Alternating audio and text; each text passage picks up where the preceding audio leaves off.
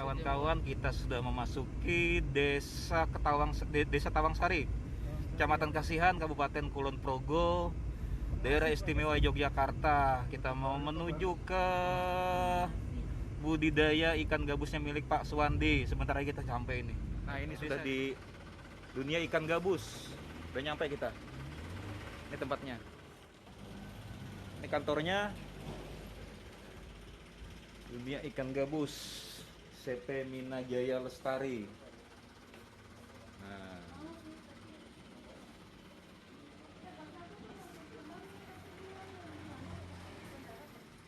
Assalamualaikum. Pak Suwandinya ada ya, Bu ya? Nah, ini kita masuk ke area kolam CP Minajaya punya Pak Suwandi. Tawangsari, Bantul. Bantul. Kulon Progo, maaf, Kulon Progo. Nah, ini ikan gabus indukan. Masih di karantina, mungkin nggak tahu, nanti kita tanya sama beliau. Gabus. Ini gabus, semuanya gabus. Nah, ini benih. Ini gabus banyak sekali. Assalamualaikum. Pak, Assalamualaikum Pak. Ini Pak Suwandi, pemilik CP Minajaya. Saat orang budidaya itu mereka tidak serius, Iya. ya kan?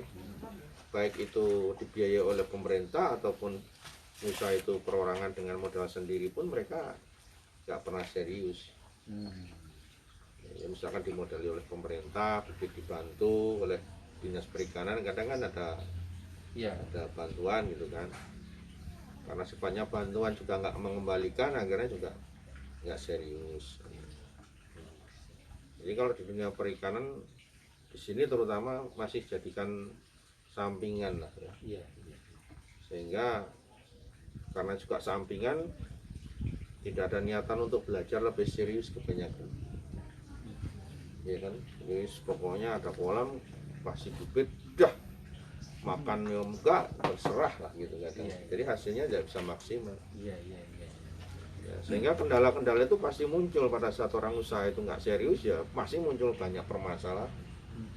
Ya mulai dari yang mati, penyakit, ya, karena tidak pernah dibersihkan itu pasti muncul. Jadi kendala itu muncul pada saat mereka memang tidak fokus di bidang itu. Ya, simpel saja waktu saya buka usaha ini. Sekarang kita punya uang 100.000. 100.000 itu dapat apa loh? Betul, ya kan? Saya buka bengkel modalnya ratusan juta. Untuk 1 bulan dapat 5 juta saja sulitnya minta ampun. Iya. Tapi saya waktu itu modal 100.000, saya dapat 5 juta tiap bulan. Kembali ya. Nah, itu simpel saja mikirnya. Kenapa? Ya, 100.000 belikan induk ikan, ya, Gabus. 100.000 belikan Gabus, induk ikan, kemudian dipijahkan, ya, keluar 50.000 sampai 100.000 misalnya. Sekarang kalau satu ekor misalnya 100 rupiah, itu udah 5 juta. Betul. Ya kan, itu satu pasang. Mereka konsisten. Simpel saja mereka mikirnya. Ikan itu memang kecil, 100 misalnya satu ekor. Iya. Tapi kalau beranak Pak, Banyak. wah banyak Pak. Iya. Ya. Nah, di sana itu satu orang hanya usaha ikan pelati yang kecil itu, ikan biasa merah-merah. Iya. Cuma 100 rupiah per ekor. Tapi sekali ngawin kan induknya 100.000 pasang. Ya, sekali panen benihnya 1 minggu itu bisa 1 juta ekor, 2 juta ekor. Ya, hasilnya luar biasa. Nah, makanya ini contoh aja misalkan lele dumbo aja. Lele dumbo itu modal induk misalkan taruh sekarang ya paling 200.000 pasang yang besar-besar itu. Ditetaskan, dikawinkan, bisa keluar sampai 100.000 ekor sampai 200.000 ekor. Sekarang kalau misalkan satu ekor itu umur 1 bulan Rp100, kali 100.000 kan 10 juta kan. Betul. Simpel sih mikirnya. Iya. Nah itu jadi prospeknya di pembibitan aja baru sampai situ, belum di prospek yang pembesarannya dan yang lain-lain. Bang ya Pak, kalau ini ngirim ke Banjarmasin, ukuran berapa Pak yang aman? Coba semua ukuran aman, nggak ada masalah. Semua ukuran aman. Semua ukuran aman. Karena saya kemarin beli bibit di BBI, tapi Pak dikasih BBI 1.500 tapi mati semua Pak. Tapi kesisa ada sekarang 10. Nah, apakah airnya itu Sebenarnya yang pertama air ya. air? Misal pakai air sumur ya. Iya, saya pakai enggak pakai bioflok Pak. Saya pakai bioflok. Ya kalau gabus nggak perlu pakai model macam-macam. Iya, Gabus itu cukup air sumur diendapkan dilakukan. 3-4 hari sudah bisa ditebar beli. Oh. Nggak usah pakai probiotik, nggak usah pakai IM4 lah, macam-macam. Enggak perlu Nggak itu ya. Air sumur Ya, orang mau main ikan itu kan juga harus Hmm. apa, atau mereka kadang tahunya probiotik fungsinya untuk apa. Ya, kadang untuk memperbaiki kondisi air yang tidak bagus itu. Ya, kalau itu air sumur kan apa yang kurang bagus itu? Betul. Masing-masing perlu probiotik. Kadang dikasih rendeman ketepuk pisang, kadang direndam macam-macam, nggak usah. Gabus itu ikannya kuat kok. Dia pendem di lumpur 1 bulan aja nggak mati. Iya. Kan gabus seperti itu. Tapi kalau anak-anak ikan gabus, kalau ini kan kecil ya Pak, ada segini gini lah kalau saya itu kemarin, sekitar mungkin habis lah dalam 2 minggu habis lah. Saya tinggalin ke kan anak-anak, saya tinggalin ke Jakarta tuh ya, ke Jakarta seminggu Pak. Jadi tiap hari itu mati gitu. Matinya itu 150 gitu Pak. Yang pertama kalau kayak gitu kolamnya dulu perhatikan. Kalau kolamnya Kita kolam terpal yang bulat Pak. kolam baru atau pernah untuk ikan lain atau belum. Kolam baru tapi udah dibiarkan berapa Nah, satu bulan. kalau kolamnya pernah dimasuki oleh ikan yang lain, kolamnya walaupun cuma sebentar harus coba disterilkan dulu. Berikan obat pembasmi virus dan bakteri di air itu penting. Kadang hanya ikan satu, nila atau lele bisa menjadi pemicu kematian ikan yang lain, terutama gabus itu. Iya.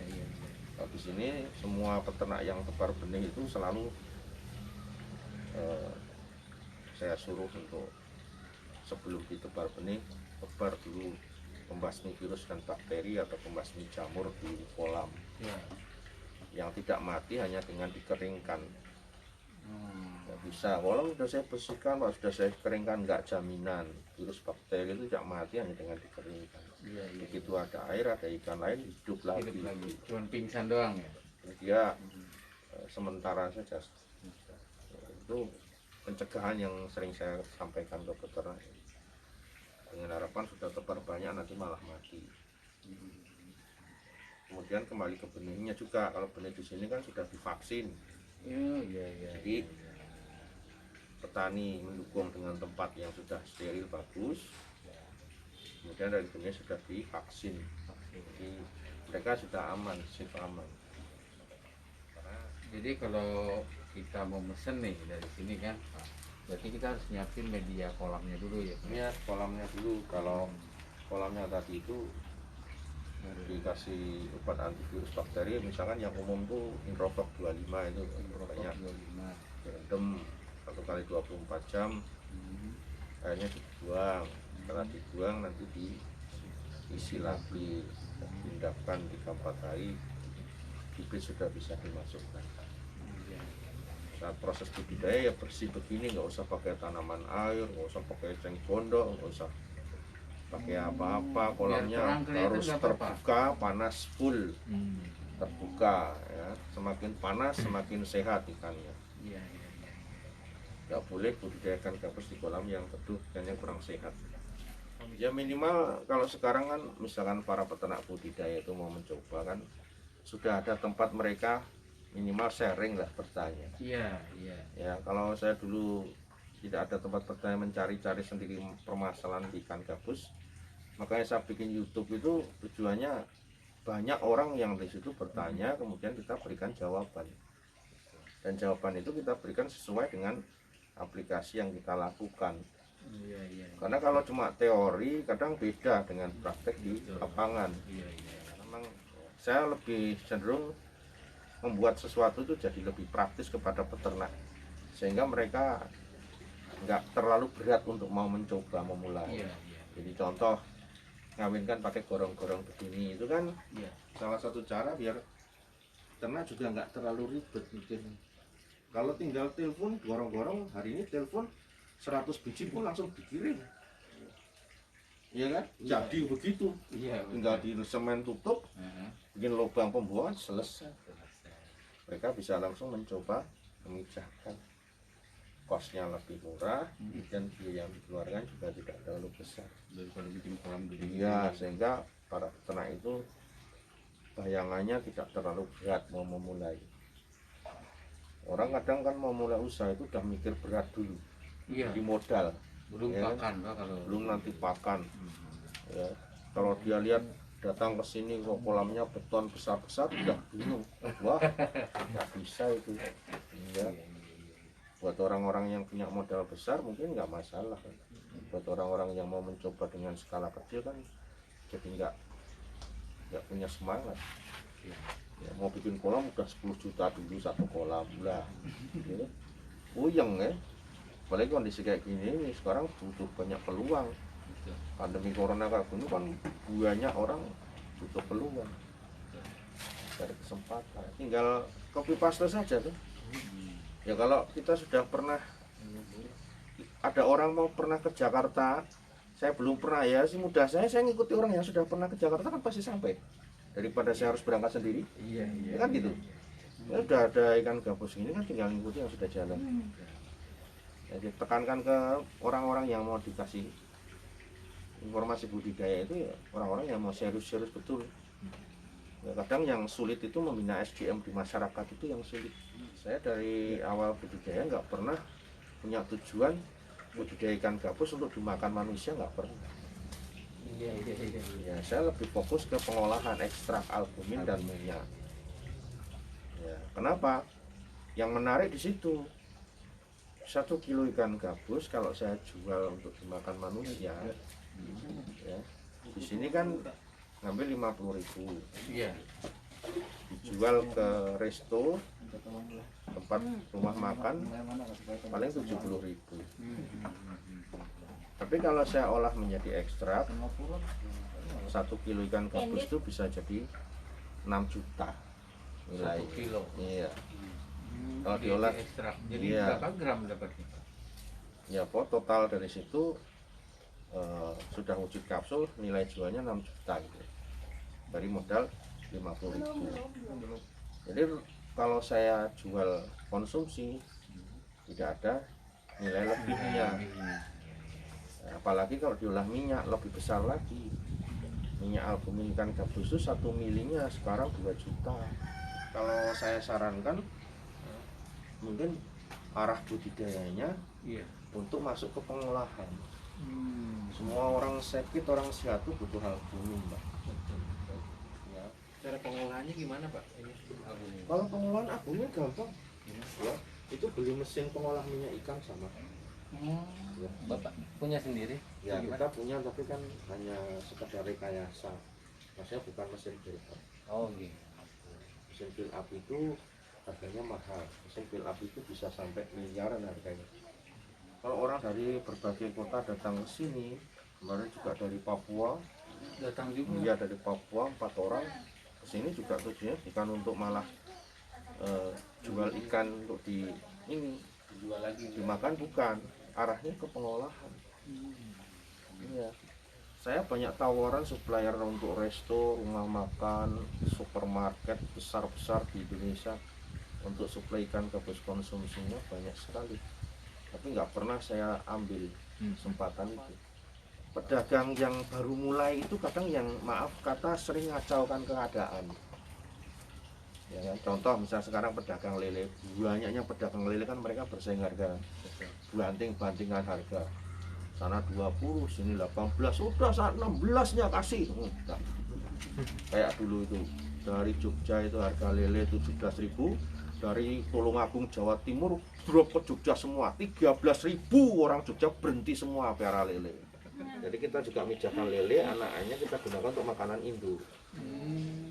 Kalau nggak gitu katak sawah, Kodok. ya kodok ya. Dan saya juga nabung kodok, ada yang nyari kodok untuk makanan induk juga bagus. Ikan nila itu bisa juga. Ikan nila juga bisa anak nila. Jadi cari pakan yang murah lah. Yang hidup ya Pak ya. Hidup per ekor kan Rp1.000. Satu box ini Oh, Sudah itu sama pupuknya. isinya 2.000 maksimal.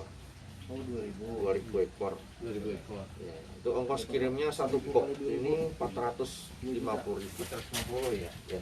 Oh, Jadi kalau 10.000 ya 5 box. Kalau masalah ngirim serahkan ke CP Mina Jaya aja. Kalau pengiriman sudah Sudah pasti Ya. sudah diurusin Kita sudah semua, punya- tinggal terima ya Pak ya. Ya, tinggal terima di bandara. Nanti buat kawan-kawan yang mau pesen bibit ikan gabus, nih nomor teleponnya di bawah sini nanti ya. Lihat. Mungkin sih bebas sih, nggak harus pakai gorong-gorong ya Pak ya. Kalau tempat induk nggak harus, Iya. nggak harus korong-korong. Fiber pun atau apa kolam ya. bulat boleh 3 meter tadi bisa satu pasang. Bisa diameter yang 2 meter satu pasang boleh. Pakai kolam kotak-kotak juga boleh. Kalau induk itu fleksibel aja, bebas. Ya pakai ini aja kan biar apa ya, induk itu sering ketemu ya, jantan betina nggak terlalu luas. Ada periode kawinnya nggak Pak mereka Pak? Bulan-bulan tertentu atau apa? Nggak ada nggak ada aturan. Musim. Yang penting kalau dia bersama telur. Ya, 1 bulan sekali. 1 bulan sekali sudah berkembang biak mereka di sana. 1 bulan sekali dia keluar telur. Keluar telur. Telurnya ditetaskan di sana apa diambil Pak? Di tempat lain? Biasanya telurnya saya ambil semuanya, saya kumpulkan satu kolam, nanti menetes bareng-bareng, akhirnya terkumpul seperti ini. Oke. Terkumpul misalkan 50.000, 30.000, ya jadi satu bareng-bareng telurnya. Setelah menetas itu dia kan punya jatah punya cadangan makanan sendiri biasanya sehari 2 hari itu ya. Setelah itu apa dikasih cacing sutra atau apa biasanya? Di sini cacing sutra yang umum ya. Cacing sutra ya Pak? Sama pakan buatan sini sendiri ada. Iya. Pakan buatan sendiri itu kanaput. Kanaput. Ya, kanaput ada. Ya, kanaput itu kan untuk pengganti cacing sutra. Jadi Oh. kalau kesulitan cacing sutra kan tidak semua daerah ada. Betul. Nah, itu pakai kanaput itu sebelum dia masuk ke pelet. Ya, karena kalau sudah kanaput kan cuma 1 minggu. Jadi setelah 1 minggu kan pakai Cacing pelet. PF. Ukuran pelet berapa itu Pak biasanya? Biasanya pakai PF 800 ya. PF 800 ya. Ya, PF 800.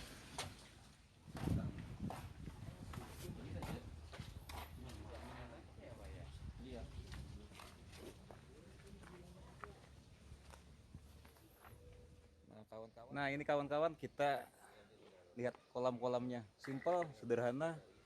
Dari gorong-gorong sambung 2. Gak harus ribet, gak harus takut rumit, mahal atau apa segala macam, cukup gorong-gorong bisa menampung sepasang indukan ikan gabus. Gak usah dikasih aerator, gak usah dikasih apa-apa, tinggal kalau airnya kotor diganti, dibuang sebagian. Cor.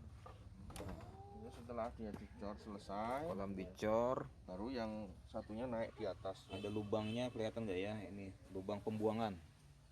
Ini baru yang satunya baru naikkan di atasnya. Kalau sudah dicor kita kan nggak bisa masuk kita. Ke bawahnya. Itu buat pembuangan. Nah ini pembuangan airnya nih. Gorong-gorong. Nah, jadi sebelum dicor, kalau mau pakai kolam gorong-gorong begini juga, alasi dulu dengan gabus. Nanti baru dicor. Baru dicor. Styrofoam ya. Supaya ini tujuannya mungkin Pak ya, nggak ke bawah ya cor-corannya ya. Kalau nggak papan, kalau nggak dapat ini, boleh lah mungkin. Triplek boleh. Yang penting cor-corannya nggak ini. Nggak jatuh. Nah, kalau ini kolam segi 4 ini buat apa peruntukannya, Pak, di sini, Pak? Untuk nampung bibit juga. Oh, nampung bibit. Jadi hasil anakan ditampung ke sini, Pak ya. Stoknya banyak. Oh, ini stok katak. Iya. Stok katak. Oh. Stok katak nih. Nah, coba gabusnya mau dikasih makan sama katak tadi. Kita lihat ya. Ini indukan ya. Wih, disamber. Aduh, kayak di kolam sekecil ini misalnya nih. Senang lah. Ini kayak gini lah. Tuh. Katak, wah disamber, kaget saya mirsa. Wih, disamber. Hilang.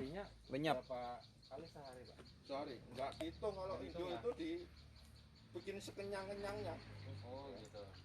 Kalau overdosis nanti kekenyangan. Oh, nggak apa-apa malah kan. Hilang. Kalau dikasih apa? Canaput tadi bukan, Pak ya? PF. Oh, PF 800. Jadi kalau dikasih PF 800 ini Oh, nih. anak Ini ngasih makannya gini caranya. Begitu ya, Pak? Ya, situ tempat nggak boleh kemana-mana. Boleh yang kayak gini nyiram, nggak boleh ya? Ya, ya. Nah, itu bro ya. Habis baru tambah lagi. Kalau belum habis jangan ditambah. Nah, itu bro ya. jadi pakan nggak terbuang, kolam pun tidak cepat kotor karena sisa Iya. pakan. Pokoknya jangan sampai pelet ini mengapung banyak di permukaan. Habis Oh, kita harus bersih. terus. Tunggu dia makan Iya, sampai selesai. selesai. Itu hasil airnya mau 1 bulan nggak keruh. Jangan mau berangkat kantor lempar 2 kilo. Nah, itu masalah itu nanti. Masalah. Jadi harus ada waktu kita memang nungguin dia habis makan ini, baru pergi. Itu kalau belum habis, ada habis tambah lagi. Ini itu dimasukkan ke kolam yang kecil dulu. Jadi kayak gini misalnya tebar 2000. Kalau ada kolam yang kecil 1x2 gitu, kita taruh situ dulu kayak gini. Jadi ngontrol makannya mudah. Kontrolnya mudah ya, Pak ya. Ya ikan lebih banyak berkumpul, jadi dikasih makan cepat ngumpulnya. Tapi kalau langsung ditebar kolam yang luas, ya itu kadang langsung muter di sana gitu kan, kita ngasih makan di sini. Ya. Tapi kalau mau langsung tebar di kolam yang bulat, nggak apa-apa kan, sudah sesuai dengan populasi. Diameter 3, isi 2000 udah. Jadwal pengiriman punya CP Minajaya Pak Suwandi seluruh Indonesia nih. Ada ke Nganjuk, mana-mana itu nih, lihat sendiri semuanya kawan-kawan. Jadi dari sini ke Bandara Kulon Progo pun dekat, 15 menit mungkin. Bisa dikirim ke seluruh Indonesia. Nih, brosur dari Minajaya nih. Ayo semangat kawan-kawan. Kita galakan budidaya ikan. Demikian hasil kunjungan kita ke CP Minajaya Lestari, Kulon Progo, Yogyakarta. Kepada Pak Suwandi, terima kasih atas segala sesuatunya. Semoga dapat menginspirasi seluruh kawan-kawan dimanapun berada. Sampai jumpa di kesempatan lainnya. Jangan lupa subscribe-nya ya. Terima kasih.